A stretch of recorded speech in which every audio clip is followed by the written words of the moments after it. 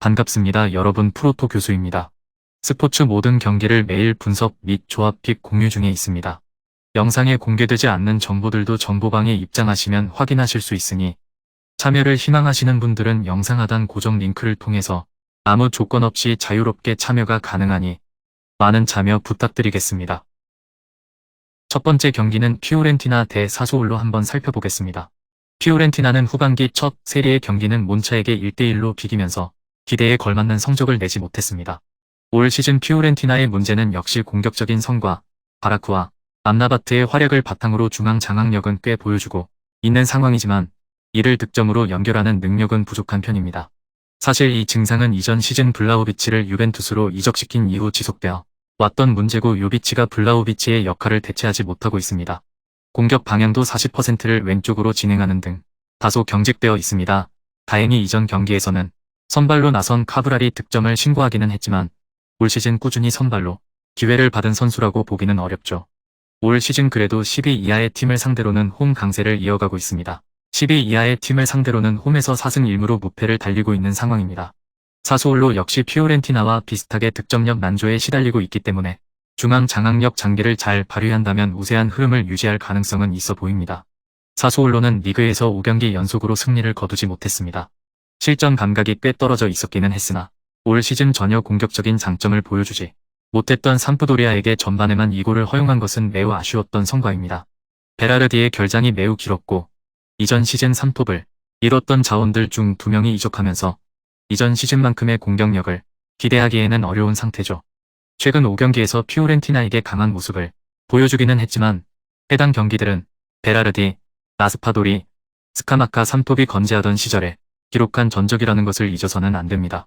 원정에서는 실점률이 폭등하는 편인데 올 시즌 오히려 원정에서 더 공격적인 모습을 보여준다는 점이 영향을 미친 것으로 보입니다. 앞서 언급했던 공격 부진으로 인해 역습 상황에서 턴오버 혹은 공격 실패로 상대에게 찬스를 역으로 내주는 양상을 보이고 있습니다. 피오렌티나도 사소올로 못지않게 공격력이 떨어지는 팀이라는 점은 고려해야 하지만 공격진의 뎁스 자체는 괜찮은 편이라 수비적인 리스크는 상당합니다. 올 시즌 홈에서는 전반적으로 강한 모습을 보여주고 있는 피오렌티나입니다. 파괴력이 급락했다는 점은 변수라고 할 수 있지만 사소올로의 수비적인 리스크와 공격 부진을 감안하면 우세한 흐름을 가질 수 있는 쪽은 피오렌티나가 될 것입니다.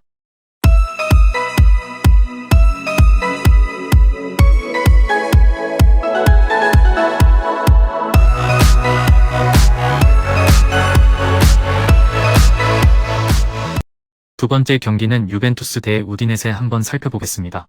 유벤투스는 꾸역승을 기록하면서 리그에서 7연승을 기록하고 있습니다. 그러나 득점을 만들어내는 경기력 자체에 높은 점수를 주기 어려웠는데 밀리크의 급장 프리킥 골이 아니었더라면 승점 한 점에 만족해야 했을 것입니다. 알레그리 감독이 300으로 전술을 변경하면서 코스티치의 파괴력을 극대화하는 전술 자체는 성공적으로 들어맞고 있습니다. 지난 경기에서도 코스티치가 5번의 찬스를 잡으면서 제 포지션으로 나왔을 때는 압도적인 공격력을 보여줄 수 있음을 증명했기 때문 다만 중앙에서의 투박함은 여전했고 지난 경기에서도 박스 안보다 바깥에서 기록한 슈팅이 더 많았을 정도로 공격 전개가 아주 깔끔한 느낌은 아니었고 그나마 박스 안에서 기록한 슈팅은 대부분 코너킥 등 세트피스 상황이었습니다. 측면에서 올라온 크로스를 높은 확률로 골로 연결시킬 수 있는 블라호비치의 부상도 상당히 뼈아플 것, 수비적으로는 큰 문제는 없을 것으로 보입니다. 300의 중심인 보누치가 부상을 당한 상황이지만 공격적인 기조로 팀을 운영하는 라치오전에서도 다닐로, 브레메르, 가티 조합으로 무실점을 엮어내는 등 300의 안정감이 꽤 뛰어나고 활동량 장점이 있는 중원도 소비 상황에서는 도움이 될 수 있습니다. 상대가 투톱을 사용하고 있지만 사실상 데올로페오는 2선에서 활동하는 자원이기 때문에 상대 원톱만 잘 제어한다면 수비에 큰 문제는 없을 것입니다. 우디네세는 부진이 이어지고 있습니다. 엠폴리와 1대1로 비기면서 10월 3일 베로나를 2대1로 이긴 경기 이후 8경기 무승을 기록하고 있는 상태. 챔스는 무난할 것으로 보이던 순위도 어느새 8위까지 하락하면서 초반 반짝으로 올 시즌을 마감할 가능성도 높아졌죠. 올 시즌 우디네세를 돌풍의 팀으로 만든 것은 공격력인데 데올로페우가 2선으로 내려가면서 역습의 링커 역할을 맡고 베투가 이를 마무리하는 시기였습니다. 그러나 지난 경기에서 데올로페우가 선발로 나오지 않았는데 아스톤 빌라와의 이적 링크가 있어 거취에 대한 변수가 있는 상황. 베투도 최근 3경기에서 공격 포인트가 하나도 없는 등 부진이 길어지고 있는 상황이라 공격력이 큰 폭으로 꺾여버리면서 팀의 전반적인 동력을 잃었는데 수비력이 아주 나쁜 팀은 아닙니다. 윙백 페레이라가 미드필더로 뛰던 경험을 이용해 언더래핑을 하면서 중원 싸움과 압박에 가담하면서 상대의 중앙 침투를 최대한 막아내는 모습입니다. 백하우도 탁월한 수비력을 보여주고 있어 기본적인 안정감은 갖추고 있다고 보는 편입니다.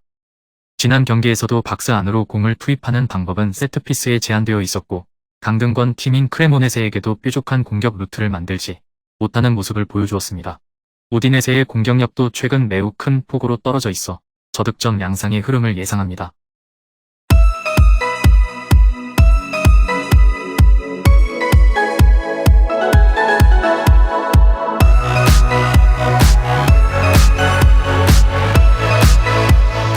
마지막 세 번째 경기는 몬자 대 인터밀란 한번 살펴보겠습니다. 몬차는 피오렌티나와 무승부를 거두면서 원정에서 소기의 성과를 거두는 데 성공했습니다. 수비적으로 운영하면서 위기를 꽤 내주기는 했지만 상대 선수들을 1골로 묶어낸 것은 꽤 괜찮은 성과였다고 할 수 있을 것입니다. 수비 시에는 중앙을 틀어막는 것을 선호하는 편, 이 때문에 자기 진영에서 활동하는 시간이 많음에도 공을 자신들이 소유하는 빈도가 꽤 높은 편입니다. 이 방법으로 상대의 빌드업을 측면으로 제한하면서 유벤투스를 1대0으로 잡아내는 성과를 내기도 했습니다. 다만 인테르는 공격에서 측면을 활용하는 빈도가 높기 때문에 인테르를 상대할 때는 중앙을 틀어막는 특유의 방식이 큰 효과를 보지 못할 가능성이 있습니다. 중앙에서의 힘을 과시하는 유형이라 무지성으로 전방으로 때려넣는 성향의 팀은 아닙니다. 측면을 노리는 팀임은 명백하지만 뒷공간을 직접적으로 노리기보다는 측면에서 잘게 썰어 들어가는 유형을 많이 보여주는 편이죠. 그러나 이성 카프랄이 콜파니의 1대1 능력이 썩 좋지는 않아 다득점과 친숙한 팀은 아닙니다. 인테르는 나폴리에게 리그 첫 패배를 안기면서 순위를 한 단계 상승시키는 데 성공했습니다. 루카쿠가 부진한 것은 아쉬웠으나 전반부터 공격의 날카로움에서 우위를 잡았고 수비에서도 상대의 핵심인 흡입자를 잘 제어한 것도 호평할 수 있는 부분이죠. 몬차가 중앙에서 난전을 유도하는 팀이기 때문에 측면이 키가 될 가능성이 높습니다. 마침 인테르는 디마르코와 둠프리스의 공격 참여도가 꽤 높은 팀입니다. 특히 둠프리스는 박스 안에서 의외의 결정력을 보여주는 자원이라 왼측면을 공략하면서 크로스로 제코를 노리거나 세컨볼을 둠프리스가 해결하는 양상을 만들어 볼 수 있을 것으로 보입니다. 마침 인테르는 피오렌티나에 이어 크로스 수치가 리그에서 두 번째로 높을 정도로 측면을 활용하는 빈도가 높은 편입니다. 지난 경기에서는 카운터 양상으로 경기를 진행했습니다. 아체르비의 기동성 이슈도 라인을 내린 상황에서는 큰 문제를 드러내지 않았는데 몬차를 상대로 공격적으로 라인을 끌어올릴 경우에는 수비적인 이슈가 생길 가능성은 염두에 두어야 할 것입니다. 올 시즌 인테르는 16경기 22실점으로 지난 시즌에 비해서는 수비진의 폼이 좋지 못하다는 평가입니다. 몬차의 중앙을 틀어막는 방식으로 상대의 빌드업을 측면으로 흐르게 하는 스킬 자체는 높은 평가를 해줄 수 있습니다. 다만 인테르가 공격에서 측면을 적극적으로 공략하는 특성을 지니고 있어 측면 윙백들의 공격 참여도가 높은 몬차 입장에서 수비적인 리스크가 없다고는 하기 어렵습니다. 인테르도 다득점을 장담할 수 있는 상황은 아니나 승리를 거두기는 할 것으로 보입니다. 금일 경기들은 이렇게 알아보았습니다.